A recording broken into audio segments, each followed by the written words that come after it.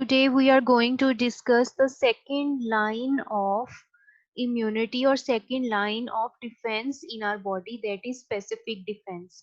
Last time हमने first line of defense के बारे में discuss किया था कि what is first line of defence. उसके अंदर हमने देखे थे कुछ केमिकल बैरियर्स, मैकेनिकल बैरियर्स और बायोलॉजिकल बैरियर्स। इसको हम फर्स्ट लाइन ऑफ डिफेंस इसलिए कहते हैं क्योंकि जब भी कोई फॉरेन माइक्रो ऑर्गेनिज्म या इन्वेडर बॉडी पे अटैक करता है तो उसको सबसे पहले फर्स्ट लाइन ऑफ डिफेंस का सामना करना पड़ता है। इन केस अगर वो उस फर्स्ट लाइन ऑफ डिफेंस से बच जाए किसी तरह या उसको क्रॉस कर ले सक्सेसफुली, तो उसको सेकंड लाइन ऑफ डिफेंस का सामना करना पड़ता है, जिसको हम स्पेसिफिक डिफेंस या इंटरनल डिफेंस भी कहते हैं, क्योंकि ये बॉडी के अंदर होता है और it is very specific in its function. Specific इस तरह से है कि it can distinguish between different invaders, different micro organism, weather it is a micro organism, tissue, any any kind of antigen, virus, bacteria. और अगर कोई हम even के टिश्यू ट्रांसप्लांट भी करते हैं तो it can recognise it and it can also respond accordingly, यानी उस एंटीजन के अकॉर्डिंग ये जो है डिफरेंट रिस्पॉन्स जो है वो शो करता है। तो स्पेसिफिक डिफेंस जो है, स्पेसिफिक डिफेंस सिस्टम, हमें इसमें वर्सिटैलिटी देखने को मिलती है। इट इज़ वेरी वर्सेटाइल, क्योंकि ना सिर्फ ये डिफेंस जो है वो परफॉर्म कर रहा है, अटैक जो है उसको रोक रहा है, बल्कि एक इसमें नई एडिशन हमें देखने को मिली कि it provides increase protection against reinfection with the same pathogen. अगर बॉडी के अंदर दोबारा से सेम एंटीजन जो है इन्फेक्ट करे तो उसके अगेंस्ट जो है ये पहले से ही जो क्या है, एक डिफेंस सिस्टम अपना स्ट्रॉन्ग कर लेता है। तो ये नहीं, एक तरह से ये बॉडी के अंदर जो है मेमोरी और टॉलरेंस जो है उस एंटीजन के अगेंस्ट वो भी प्रोड्यूस कर सकता है। तो स्पेसिफिक डिफेंस मैकेनिज्म जो है उसको हम किस तरह से डिफाइन करेंगे कि ये एक बॉडी की एबिलिटी है अपने अंदर इम्यूनिटी पैदा करने की किसी भी स्पेसिफिक पैथोजन, टॉक्सिन या फिर फॉरेन थिंग के अगेंस्ट। और ये किस तरह से पॉसिबल है? ये पॉसिबल है एक्टिवेटेड लिम्फोसाइट्स के अटैक की मदद से, जो कि किसी भी स्पेसिफिक इन्वेडिंग ऑर्गेनिज्म और टॉक्सिन को जो है डिस्ट्रॉय करते हैं, या फिर एंटीबॉडीज जो हैं उनकी प्रोडक्शन से जो है ये उनको स्टॉप करता है। तो ये लिम्फोसाइट्स जो हैं ये क्या हैं? आपको पता है हमने लिम्फोसाइट जो है उसको पहले भी डिस्कस किया था कि ये हमारे वाइट ब्लड सेल्स हैं जो कि हमारी बोन मैरो में जो है प्रोड्यूस होते हैं। इनिशियली ये अपनी अपीयरेंस में जो है सेम होते हैं, whether it is B lymphocyte और टी लिम्फोसाइट। लेकिन क्या होता है कि कुछ लिम्फोसाइट्स जो हैं थाइमस ग्लैंड में जो है माइग्रेट हो जाते हैं और वहां पे जाके उनकी मैच्योरेशन होती है, इसलिए हम उन्हें टी सेल्स कहते हैं। जबकि कुछ सेल्स जो हैं बोन मैरो में ही रह जाते हैं, तो इसलिए हम उनको बी सेल्स कहते हैं। तो मोस्टली लिम्फोसाइट्स जो हैं ये शॉर्ट लिव्ड होते हैं, इनका एवरेज लाइफ स्पैन जो है कुछ हफ्तों से लेके कुछ मंथ्स तक हो सकता है, लेकिन कुछ जो है कई सालों तक जिंदा रहते हैं।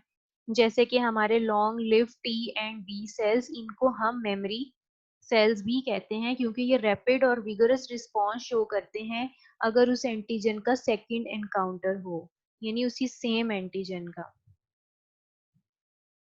तो इन एंटीजेंस के अकॉर्डिंगली इनके ऊपर कुछ रिसेप्टर मॉलिक्यूल्स होते हैं और हर लिम्फोसाइट के ऊपर एक स्पेसिफिक रिसेप्टर मौजूद होता है किसी स्पेसिफिक फॉरेन एंटीजन के लिए, और ये हेल्प करता है उसको रिकग्नाइज करने में और उसको रिमूव करने में अपनी बॉडी से। तो यही जो इनकी एबिलिटी है कि इनके ऊपर बहुत से रिसेप्टर्स मौजूद हैं स्पेसिफिक एंटीजेंस के लिए, उसकी वजह से जो है ये इम्यून रिस्पॉन्स जो है वो इंतहाई स्पेसिफिक है for each kind of invader. सबसे पहले हम देखते हैं बी लिम्फोसाइट्स। तो बी लिम्फोसाइट जो हैं किसी भी फॉरेन एंटीजन को रिकग्नाइज करते हैं और फॉरेन से जो है प्लाज्मा सेल के अंदर डिफरेंशिएट हो जाते हैं, और ये प्लाज्मा सेल्स जो हैं उस एंटीजन के अगेंस्ट एंटीबॉडीज प्रोड्यूस करते हैं। ये एंटीबॉडीज क्या करती हैं? ये एंटीबॉडीज जो हैं उस फॉरेन एंटीजन के इर्द गिर्द क्या हो जाती हैं, अटैच हो जाती हैं और उसके बाद क्या करती हैं, उसको डिसरप्ट कर देती हैं, डिस्ट्रॉय कर देती हैं। इसके अलावा अक्सर जो है कुछ माइक्रो ऑर्गेनिज्म जो हैं टॉक्सिन्स रिलीज करते हैं, तो ये एंटीबॉडीज जो हैं उनके अगेंस्ट एंटी टॉक्सिन्स प्रोड्यूस करती हैं ताकि उनके टॉक्सिन्स के इफेक्ट्स को न्यूट्रलाइज किया जा सके, खत्म किया जा सके। इसलिए हम इस तरह के इम्यून रिस्पॉन्स को ह्यूमरल रिस्पॉन्स कहते हैं।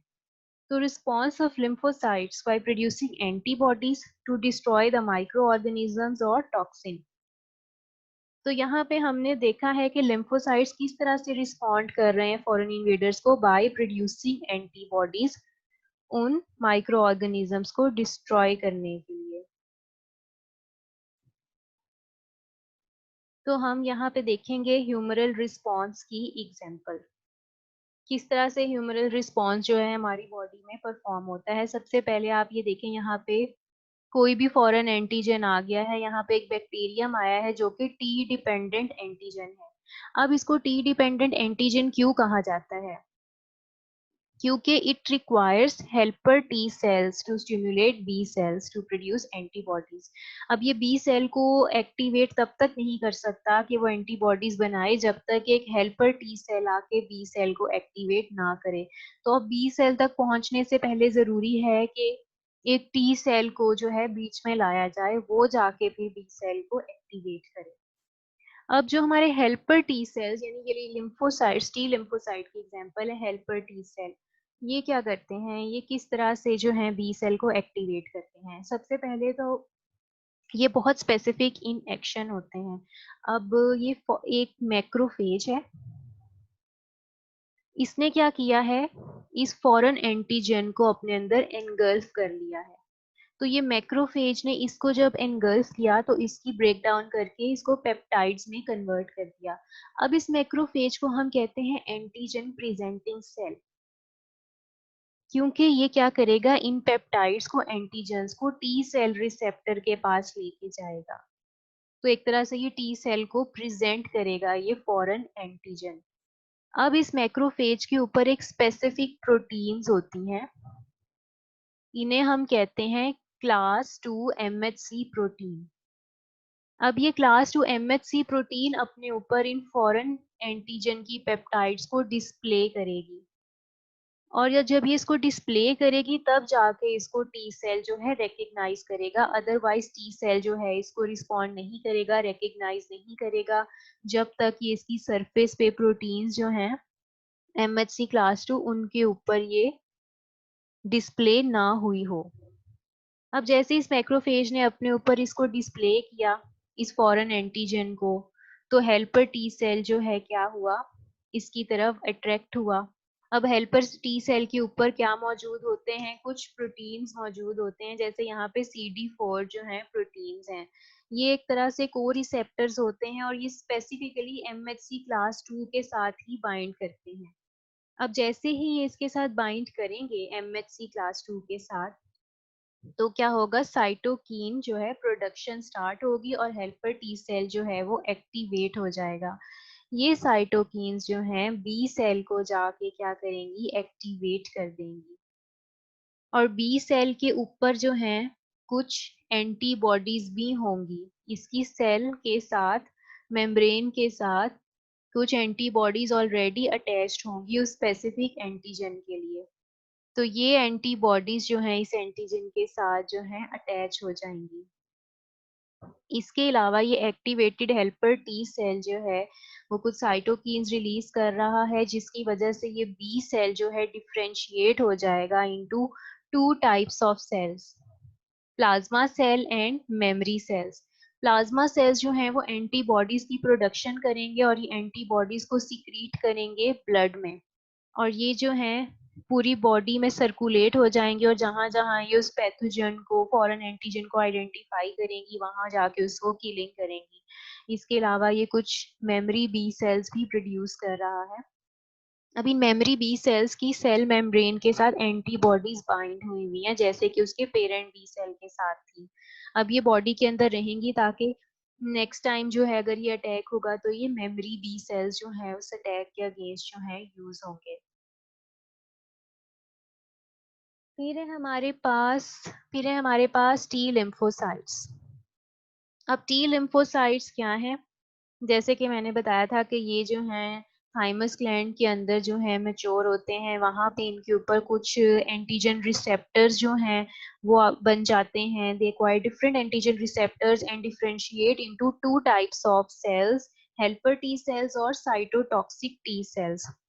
और वेरियस प्रोटीन्स जो हैं लाइक CD4 CD8 वो भी इनकी सेल सरफेस पे डिस्प्ले होती हैं, जैसे हमने लास्ट एग्जांपल में CD4 की एग्जांपल देखी थी। तो ये टी लिम्फोसाइट्स जो हैं हम देख लेते हैं कि पहले हेल्पर टी सेल को और उसके बाद साइटोटॉक्सिक टी सेल को। अब ये इसको हेल्पर टी सेल क्यों कहते हैं? क्योंकि ये हेल्प करता है दूसरे सेल्स की एक्टिवेशन में इन इम्यूनिटी। और मैंने आपको बताया कि ये बहुत स्पेसिफिक इन एक्शन होते हैं टी सेल्स। ये तब तक किसी एंटीजन को रिकग्नाइज नहीं करते जब तक कि उनको कोई भी एंटीजन प्रेजेंटिंग सेल जो है अपने ऊपर डिस्प्ले करके MHC क्लास 1 या MHC क्लास 2 के ऊपर डिस्प्ले करके ना लेके आए।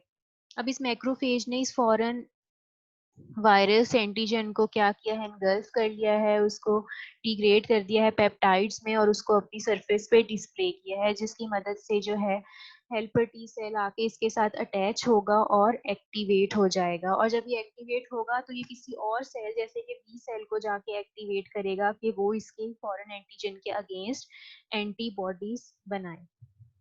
जबकि साइटोटॉक्सिक टी सेल क्या करेगा? वो भी जायज के कि किसी और सेल को एक्टिवेट करे, वो कुछ ऐसे साइटोकिन्स रिलीज करेगा जो इस इंफेक्टेड सेल को किल कर। अब हम देखते हैं इसकी एग्जांपल सेल मीडिएटेड रिस्पांस की। अब हमने देखा है कि टी सेल्स जो हैं सेल मीडिएटेड रिस्पांस शो करते हैं, और किस तरह से करते हैं इसमें पूरा एक हमें स्टेप वाइज नजर आ रहा है। जैसे कि यहाँ पे स्किन अब्रेजन हुई है, यानी स्किन पे कट लगा है, तो कोई फॉरेन इन्वेडिंग बैक्टीरिया बॉडी में एंटर हो गया है। जैसे ही ये बैक्टीरिया एंटीजन जो है बॉडी में एंटर हुआ है तो मैक्रोफेजीज ने इसको एनगल्फ कर लिया है और अपने ऊपर डिस्प्ले कर दिया है after breaking down them into peptides.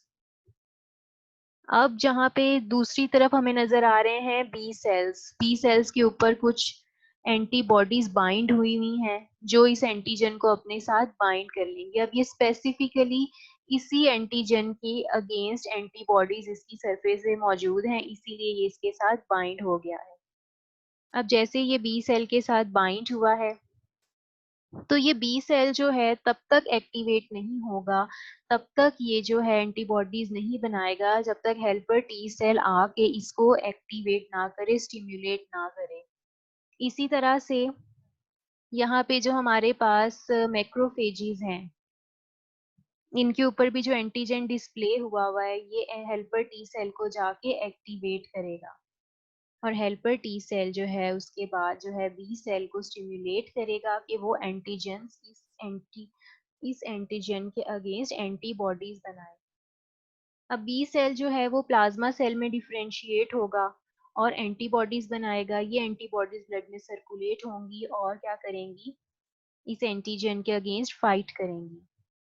और जबकि कुछ यहाँ पे जो है मेमोरी बी सेल्स भी बन जाएंगे जिसके ऊपर एंटीबॉडीज डिस्प्ले हुई हैं। तो आज का हमारा टॉपिक यहीं एंड होता है। Thank you.